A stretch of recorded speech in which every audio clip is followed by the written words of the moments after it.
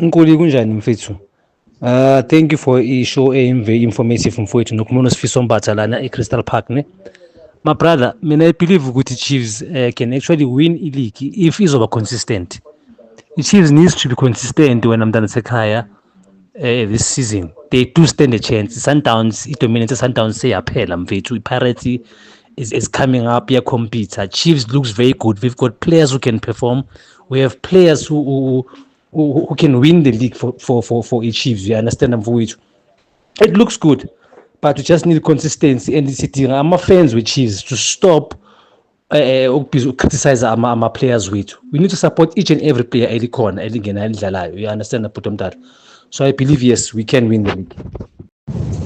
Mina ngikusho kwenkuliso ngithi iChiefs yes wona ibuka ita kahle good form iseformini le right but problem lekhona ukuthi abadlali laba abaniki chance laba lesicabanga ukuthi bangasinika le league bona so lokunye ngisho nyalo lokukhona nya laba kwabo coach ukuthi bayifuna ngoba bayifuni league singakhona ukukhomphela nabo Sundowns nabo Orlando Pirates but kule ndlela ngibuka ngayo nya badlali bethu basahlangahlangene abakhothi basahlangahlangene emqondweni ukuthi bangadlasa abantu bashiye bani but nje bona sofa kwanyana ileague hayi siyadeserve ukuthi sibe number 1 number 2 khona lapho.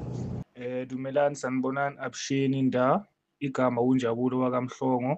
I go by the name Chimkwe Stella lapha ku Facebook wena Nkulu mfethu, that's Italian for 5 star. So ngaphambi kokuthi ngicommente I would just like to say thank you to Nkulu Soccer for always bringing us pure content, always keeping us updated with everything that's happening within our club and within the PSL also. So ngithanda ukucela nje wonke umuntu ukuthi people please like, share, subscribe so that Nkulu and I can continue growing and also continue bringing us the content that we love, right? So ukungena nje udabeni mfethu ucomment mhlambe noma ukuphawula kule nkulumo mina I genuinely believe that Kaizer Chiefs can win the league because if you look at how the team is playing, if you look at how the team is determined, and ngizoyenza i-comparison nje ukhumbule ngiyacabanga ukuba that year when we lost the league ngigema lokugcina, I think it was 2019 if I'm not mistaken, under Ernest Middendorp. I mean, that season, Kaizer Chiefs were not playing good at all, playing helicopter football, 1-0 wins. Yonke lento leyo, it broke down after the teams realized that Unokovic was the key man in that formula or whatever you want to call it. And that's when we started losing it. But if you look at this season, it's different. Like, the style of play, you can see with Laban they are trying to do something. The goals are not coming from only one person, unlike in 2019. The goals are coming from all over, and everybody's raising their hands. And I have to also angilazi igama lesilungu but ngithanda ukuthi nje sibonge nokuthi sidlulise nje ukujabula kubaphathi be-Kaizer Chiefs ukuthi at least manje they signed proper players. They signed proper players who are going to make the players that we have get better, want to be better, want to do better. So for me, I strongly believe that the Kaizer Chiefs can win the league. I mean, nobody thought after 11 games, Kaizer Chiefs would be on the same points, same games as Mamelodi Sundowns. Nobody believed that, not even myself. After ending last season, go number 9, I never thought this season is compete a league. But if you look at what happened in football history, you will see winning the league is not something far-fetched. It's not something no, because if you look at what happened in Europe and other places, I mean, about Leicester City, they got promoted and won the league. So, I mean, we have been in the league. We just needed motivation. And I feel the signings they made, they give us that edge. They give us that edge to actually go above and beyond. Yes, we had a little bit of a dip after that 5-match winning streak, but now I think the boys are getting the picture and the goals are starting to come also. So I genuinely believe that we are title contenders this season. Everybody watch out. Kaizer Chiefs is the dark horse in this race. As I forgot to mention something very important, as you also have to look at the fact there's a lot of things that's happening. I mean, in and around the team. right? If you look at the players themselves, they have a lot to prove and a lot is at stake. One mistake, you're out. To please, one mistake, you're trend out. Matlo out. Tuba out. We don't see those players anymore. So you have to look at that also. You see now that also motivates the players to fight. I have to do right on and off the pitch. Right? I have to make sure which I give my best so that I am always playing. Baphi manje abekho manje le Thabo one Putanyana out. Ntwari out. You see all of those things. Right? And apha Hugo Bruce, the Paris fans, bafana bedlala izolo, akekho umuntu we-Chiefs but they were busy saying, hey, bafana mustn't call Kaizer Chiefs players. So that too in itself is a motivation for the guys. Mina igama nguPaul Suwer. Ngicabanga ukuthi singayi-challenge i-league yabo, so noma ngingaziki but epaleni ngiyazi ukuthi uPeterson ukhona, just lapha emuva uma singafa always Simonyane abuye lapha ku-right back yabo, ancedane no-Solomon. Ngingazi laphana isho ukuthi lo coach lo sometimes uMiguel makabuye nokuthola ama-yellow card abuye amfake yabo. So but ngicabanga ukuthi mangalo just lapho ama-defender amaningi ayabuya lapha emuva, just anginasho ukuthi kwenzakala laphana ku-left back lapha ku-Cross nalo lobuya ku-Pirates lo munye lo ya. So but uMarco, but ngiyacabanga ukuthi lo uCross usasekahle kakhulu, so angancedisana naye lo mangabe mhlambe u-injury. So lapha esusini ngicabanga ukuthi sinabo abafana abasheshayo impela, just ukuthi nje basasebancane just, but mangaba game time uVilakazi uVilakazi amnika game time afake novele bayi nomdu, sometimes amncedisana nabo Sirino. So ngicabanga ukuthi kungaba right selapha phambili se eGadoro naye uright nomaya makabuya laphana noSilva. Ngicabanga ukuthi we can push. So ngicabanga ukuthi we nga challenge, but I will be happy noma singalala ku-position 3. It's not a bad season. Sona i-Chiefs akufani nale minyaka lendlule, akufani noma, so I will be glad uma ngabe sihlala lapha ku-number 1, but uma ngabe siyakhona ukuthi sibe lapha ku-number 1 engingajabula kakhulu, but naku-number 3 I will be glad because iminingi le minyaka le singakhona ukuhlala ku-top 3 yabo. So ngiyacabanga ukuthi it's not a bad season not all, but amajita angaphusha yabo, angaphusha kakhulu. Sinethemba nyana sohlala sisethembeni, but I hope so good position 2-3 la bekumele kahle kahle silwele khona, bese next season sibone ukuthi hayi at least sesibonile ukuthi kanjani amajita seyazoba nespirit vela njengoba umfundo i-game time bekangayitholi. Ngiyabonga. Ngola Khosi, umlandeli weKhosi lo.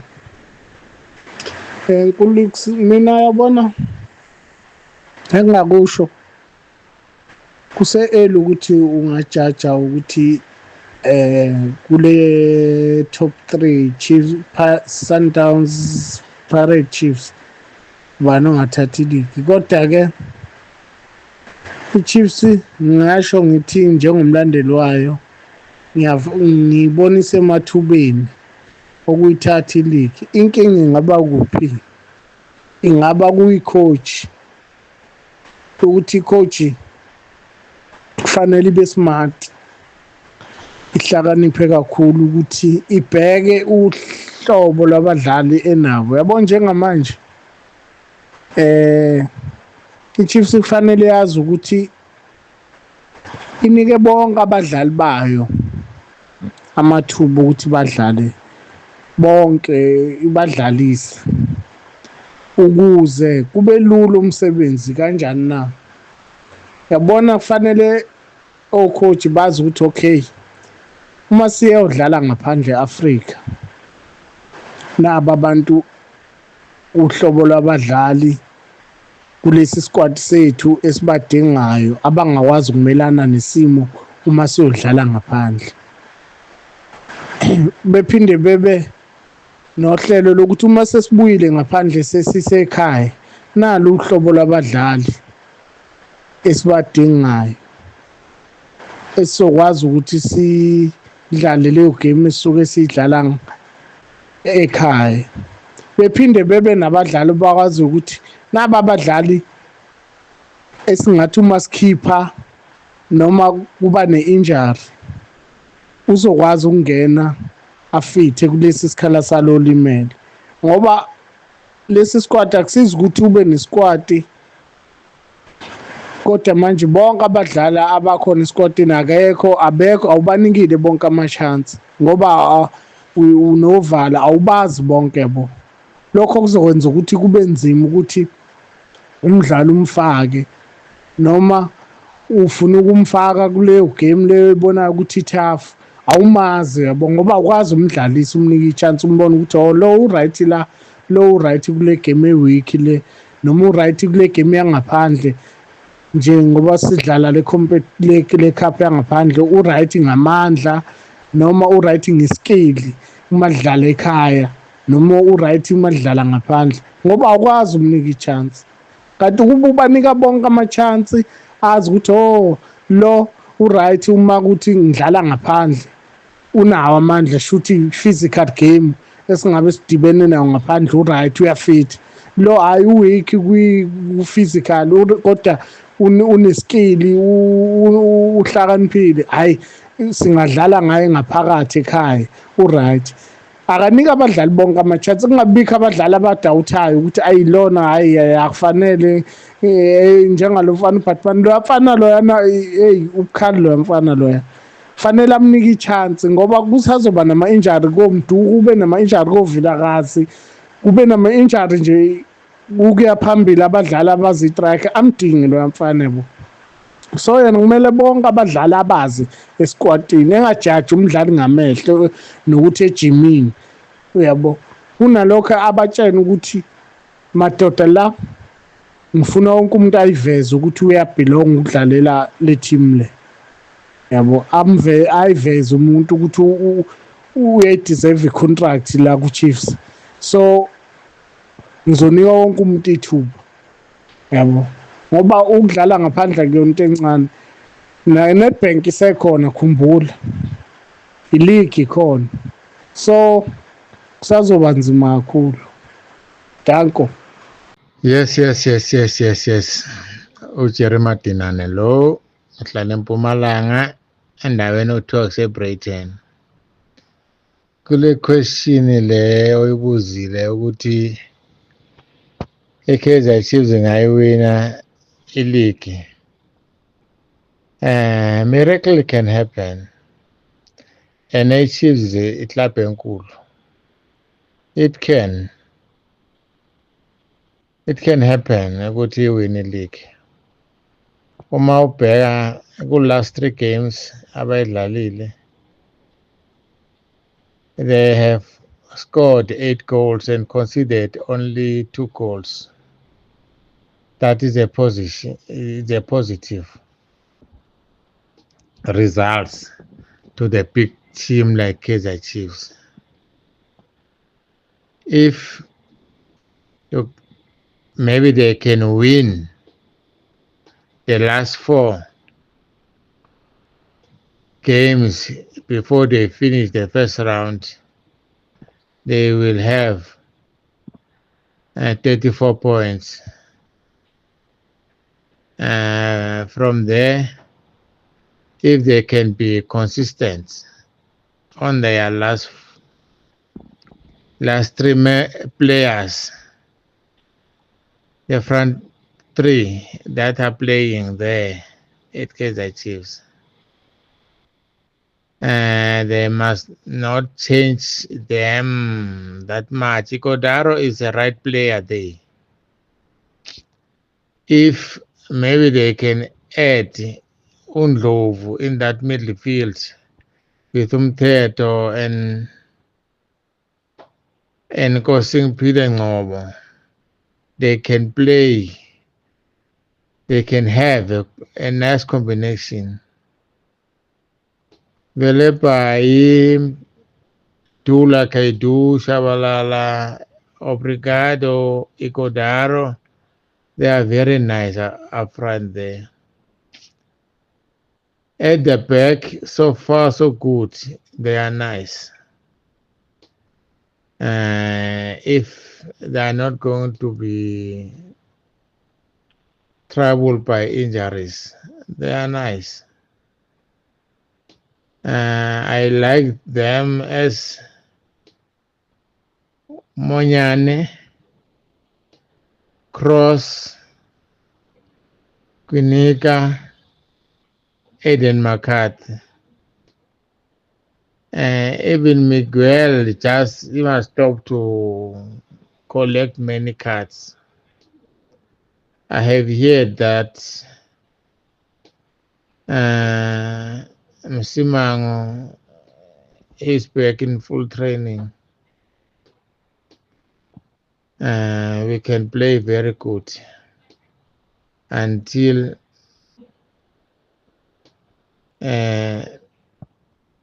another one is totally can come back. The thing that make us short maybe look like you are not good enough is the creative player. That role that must play by Nkosingpile Ngcobo Machine. And Tabotkere can play that role of creative. And Gaston Sirino can play that role, but he must not be alone. He must have someone like Nkosingpile Machine Ngcobo and Ndlovu. Because if someone is one, it's easy to be targeted. Close the supply of the ball, it can be easy if he is one. But if there can be 3 or 2, including the young stars, it can be simple. We can win. We are the big team. We can win the league. And we can do well at CAF. We can defend also our Nedbank Cup. We are in the right track. Just after Chiefs and that guy in Don Loyamas have said now they're smoking with one pipe, a peace pipe, about what happened before. No draw, no lose, we're just winning. There is no on that teams that we are going to play with, and no one can give us a problem because we have a player number 12. Thank you. Sure Nkuli.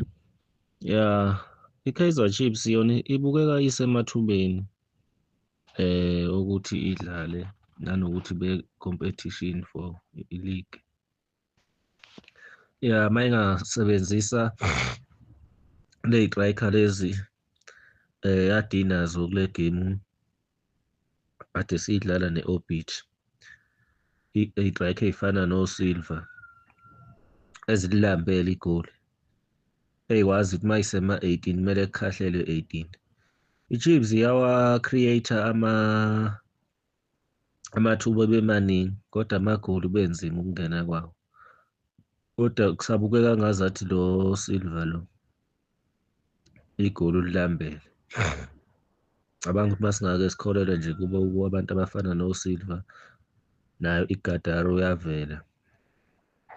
Bese ba umayo kunayo yonke unalo lonke ibhola kodwa masingazi ukumbeka njenge number 9 kube i-cam striker aphakele i-striker nje mhlambe efakwe ne-striker esisodwa kulezi i-striker lezi engiyibalayo noma afakwe nazo noduba abazi-striker right abanayo i-way forward banayo i-first nje i-way forward.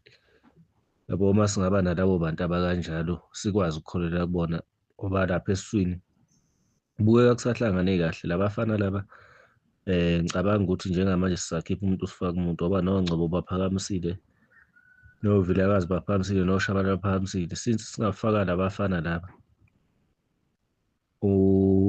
uVilakazi naye uShabalala, bese sibaphushisa ngomthetho lapha. Laphaya phambi kwabo kube khona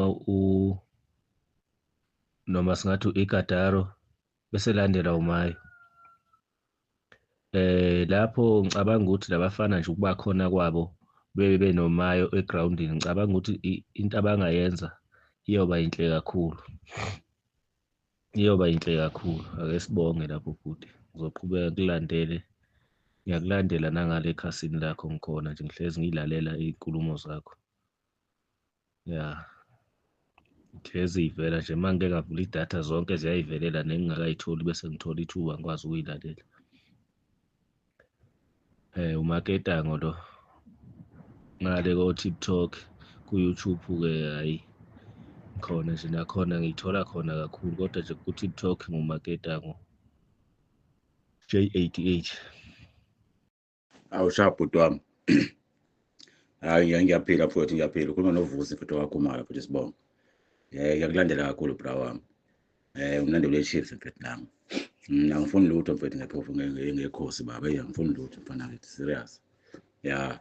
Hayi mfethu, hayi no mfethu sinayo i-chance mfethu siwine league. Sinayo i-chance. Sinayo bra wami hayi kabi. Sinayo nje kwangempela futhi. Semncane imidlalo. As long as masewina ama-game. Into efuneka siyenze uwina ama-game kuphela. Ya. I-lose yethu akube i-draw. Yabo. I-lose yethu akube i-draw. Ya sithi i-lose-ke le kodwa nje asiwina ama-game. Ya. Hayi mfethu hayi keep it up mfana kithi. La ku-YouTube ngihlezi ngibuka yabo nje manje njengoba ngiqeda ukuthatha inamba njengoba uyibiza la ngilalele yona lelo hlelo lwakho likaVilakazi gogo wakhe. Ya ngilalele lona mfethu. Hayi nazo-ke bra wami, hayi qhubeka mfethu yonke indawo baba, siyakulandela bra wami and ngiyasubscribe futhi. Ngiyaviyuza yonke lento le. Ya ngizama mfethu ukukhuphula bra wami, ngiyazama mfethu. Ngikhonze kabi mfethu, ngikhonze kabi mfethu wami. Shapo bhuti wami, isho le. Lokho ngithanda ukuthi thank you bafethu kubo bonke abantu abangithumela ama-message ku-WhatsApp namhlanje ngoba ngikhipha inamba yami ngale question yami bengiyibuza ukuthi i-Kaizer Chiefs ine-chance ukuwina i-league. This is my take. Or ngizokha phezulu nje ukuthi nginizwe kanjani or benithini. Abantu abaningi bathi yes i-Kaizer Chiefs ine-chance yokuwina i-league, but I heard few people bathi ayibona as ama-fans we-Kaizer Chiefs bangaba satisfied ukuthi i-Kaizer Chiefs at least ingafika ku-top 2 or ku-top 3 lapho because of last season bafinishe ku-number 9, bakwazi ukubuilda from last season and then bakwazi ukucompete, at least bacompete ne-Orlando Pirates nama-Mamelodi Sundowns. But-ke i-team ye-Kaizer Chiefs kumele ibe ne-structure, ibe ne-core, i-structure esi-right ne-team ukuthi bakwazi ukucompete. But-ke abantu bancoma uSilva ukuthi uSilva u-hungry for amagoli, which is important for i-Kaizer Chiefs. Badinga vele abantu aba-hungry, abantu abakwazi ukwasha amagoli because of they've been lacking into eyodwa nje kuphela bafethu, indaba yamagoli. If last season ama-chances they buried half of their chances they got, ngabe ucoach nabo usekhona, ngabe ucoach nabazange afile le hit le ayifilile njengoba ethola laphana sehambile ku-Kaizer Chiefs because of i-management beyingasabhiliveli kuyi-coach nabi. But i-league for sure it's there for the taking. For mina i-Kaizer Chiefs into ekumele iyenze akumele ngifocuse ku-Orlando Pirates nama-Mamelodi Sundowns. Ngeke ngasho medlala nama-team amancane imele ishaye kakhulu because i-Orlando Pirates izodropa ama-points lapho nalapho nema-Mamelodi Sundowns izodropa ama-points. So if bona bafocus ukuthi badlala kahle mebedlala ne-Orlando Pirates let's say ne-Mamelodi Sundowns but-ke they dropping ama-points somewhere else, ngeke basebenzele leyo nto leyo. I-striker zabo laphana obviously zi-hungry laphana phambili, ziwu-8 i-striker zaku-Kaizer Chiefs, i-competition i-tough ngempela. But into ezokwenza ukuthi kube exciting kakhulu for i-Kaizer Chiefs phambili ukuthi sonke i-striker esingenayo siya-understand ukuthi kumele score ukuze esikwazi ukudlala the following game. Uma ubheka kule striker zonke lezi striker esibonile already ku-Kaizer Chiefs, i-striker esisemuva kakhulu uMorris esibona ukuthi i-chance yakhe incane ukuthi adlale. And then uma ubheka umuntu ofana noDuba noDupreez, they haven't hit the ground running obviously this season, but nabo given an opportunity and i-coach ingabi, ngeke ngakhuluma indaba ukuthi i-coach ingabi robotic, iyazi ukuthi for example uBatman earlier on mani maka-announce Kaizer Chiefs basho ukuthi ukwazi ukuba i-striker, ukwazi ukuba i-wing. Kusho ukuthi almost zonke iy'trikers zaku-Kaizer Chiefs zi-versatile, ziyakwazi ukudlala emasayidini. Ziwu-2 kuphela iy'trikers eziyi-traditional number 9 kuphela. So Ighodaro, traditional number 9, uSilva, traditional number 9. Umuntu abafuneka lapha neboxing nje kuphela, abafuneka emasayidini, abafuneka number 10, bahlala lapha neboxing kuphela bazokwazi ukulethela iKaizer Chiefs amagoli. Then mawubheka umuntu ofana noMayo uversatile, angahamba ayo-collectela ibhola or umbekeze number 10, angadlala i-wing.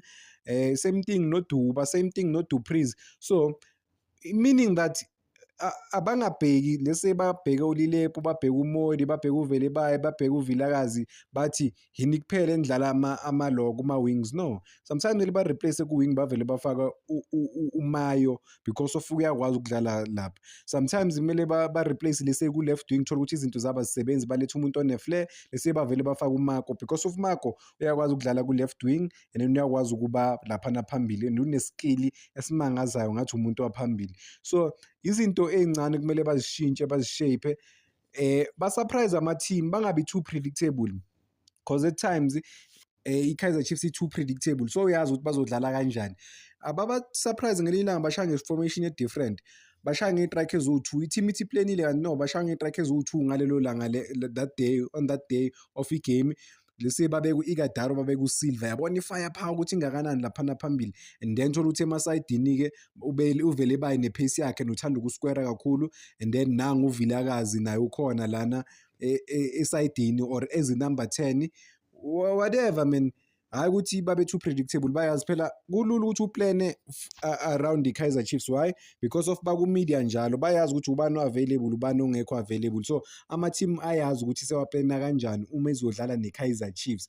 So uyazi ukuthi okay, umuntu operforma kahle these days uVilakazi, bamenzela iplan uVilakazi ukuthi okay bamvala kanje nakanje. Sibonile mebedlala neDurban City ukuthi uVilakazi ba-make sure ukuthi uGavin Hunt u-make sure ukuthi ama-wingers weKaizer Chiefs awaphefumuli, especially esayidini lakaVilakazi, ukuthi u-make sure ukuthi akaphefumuli uVilakazi. And then baba forced ukuthi second half or maqala i-second half bam-replace uVilakazi. Kanti i-coach ehlakaniphile bengathi uVilakazi angasilethela something, ithi simswitch uVilakazi simbekeze number 10, sithathe uMdu simbeke laphana esayidini. Sayichange-ile-ke manje, uyabahlangahlanganisa-ke manje ama-opponents ukuthi awakwazi ukucabanga kahle now because of i-coach iba unpredictable. Yabona mangisingenza example ngento I watch khona le game e-Orlando Pirates idlala neMamelodi Sundowns lapha eLoftus. uShalile bambeka esayidini, ngazibuza ukuthi hayibo benzani-ke labantu babeka uShalile esayidini. Guess what? He was a workaholic lapha esayidini kancane, was not a traditional winger but bekasesayidini laphana beku-Rainers. And then unumber 10 wabo kwaku-Lucas Ribeiro, esayidini ngale kwa-right angisakhumbula ukuthi wakubani but ngizokhumbula. But it shows ukuthi ama-player ayakwazi ukushifta, ayakwazi ukumove. Same thing lento abadila nayo ku-Orlando Pirates, bavele bakubekela uRelem Mofokeng ku-number 10 manje. So uyabona ukuthi you can't even plan because awazi nokuthi uzodlala ku-right wing, uzodlala ku-number 10. So umbone engenile, uplane ngaye egroundini, umbone sekaswitchile. Same naku-Kaizer Chiefs, same system, unama-player a-versatile. UFrost ukwazi ukudlala i-right back, ukwazi ukudlala i-left back, ukwazi ukudlala i-midfielder. Hayi ukuthi uFrost amezongena kumele abe i-right back kuphela. Uyabona ukuthi i-right back yenza kahle kakhulu uThabiso Munyane noSolomon covered la position. Eswini you don't have to be too predictable ukuthi njalo uzodlalisa umthetho. Ngeke ngisho ayikho into wrong ngomthetho, is possibly one of the best performers ku-Kaizer Chiefs. Ba surprise laba bazodefenda, ubeka umthetho laphana, umbeke ngaphandle. Khona ama-game iKaizer Chiefs engeke idefende khona, uyazi ukuthi udlala ne-team eyifele ezodefenda u-90 minutes, ubeka umthetho ngaphandle. La eswini uphera for example uNgcobo, uyazi ukuthi good pass off the ball, umphera lese nomdu unokuba advance abe close to eboxing, which is okay, but ke sesiyazi ukuthi iKaizer Chiefs iba too predictable. They are good, they can compete for the league, but mele baba surprise abantu, mele baba surprise. Bane-squad super talented bafowethu, ungabi predictable njalo ne-strike esodwa esiyocollecta amabhola e-center. Babascore ibhola. I remember there was a time la u-Ighodaro bamscorela ibhola akekho eboxini or ufike late eboxini because of bekumele alandele ibhola kude. No, strike sakhe asihlale lapha sihluphe because of sine-power. they have everything. Yabona if abakwazi ukucompete this season kuyoba kuyiproblem yabo coach. Ngeke kube nama-player amahle kanje a-right angakwazi ukukulwela kubekele phezulu. Noma kuthiwa-ke I think mina the fans will be happy ukubona i-Kaizer Chiefs elwayo. Imagine i-Kaizer Chiefs ethola boma 60 something points season. Lokho kuyabonisa ukuthi there's a big difference. Kune-change ngempela ukuthi i-team iyabonisa ukuthi iyalwa nanokuthi they are fighting for the badge. Ayikho into ebaluleke njenge-badge because of yinto erepresent i-Kaizer Chiefs. Ulo umphathi wabo u-Arthur why ngithi u-Arthur Kaizer Motaung Junior naye makakhuluma ngale team ye-DDC ukhulume nge-badge. I-badge libaluleke kakhulu lapha ne-teamini. So they have to embody the spirit of i-Kaizer Chiefs yangempela. Le Kaizer Chiefs yayiwina and they have to ama-player they have to be taken back man, bazi ukuthi ba-represent i-team enjani. Yimpilo zabantu lezi bafowethu. Khona abantu abangajabuli bajabuliswa i-Kaizer Chiefs kuphela, baney'nkinga ey'ningi. Ama-player athola u-90 minutes kuphela ukudlala kuphela and then isizini elikini bathola 30 games kuphela. Why can't you win let's say 20 something games? Cause khona ukuhluleka ukuwina iligi but-ke uhluleka ulwile, not ukuthi kuvele kuthi vele lapha, but yeah, they have a good squad, they have a top quality squad, they will compete. Can they win it? They have a chance. Kukubo ukuthi bayiluze bafowethu. When they play Orlando Pirates kumele bayibonise Orlando leyo match izoba personal. Le angifuni nokuya kuyo cause yoba personal. Yabo le ndaba le yomukogo yolamthuthu uyalazi FC yobe personal, but sobona ukuthi ama-player izoba personal kuma-player na, cause ama-fans are divided obviously. Akuya-attack-wana ama-player inside the field of play. On the day, will they be well equipped to perform? But if khona umuntu ozoyithwala i-Kaizer Chiefs in terms of like kuyilethela iligi uSilver okumele ashaye amagoli. Ngicela ningakhohlwa bafowethu ukuthi manivuka niyothi niphaphama ama-comment wenu, izinto eningisendele zona laphana ku-WhatsApp nonke okay, not everyone. I think le nto izodlala boma close to 30 minutes le ningisendela ama-clip wenu, ningisendela ama-VN ngoba ngikhipha inamba yami nizozilalela laphana. Menivuka nje ngizoyiposta into yakhona midnight ukuthi umuntu mephaphama uyakwazi ukuyibona i-clip, akwazi ukuwulalela nanokuthi abantu bazo-reacta kanjani. Ngicela wonke umuntu ozozizwa kuleya clip leya acomment ukuthi yimi usibani bani, noma ungacomment just ucommente nje whatever into oyicommentayo, si-create ibuzz eserious esikwazi ukuzibhildela le platform e-independent. Ngiyabonga bafowethu, danko.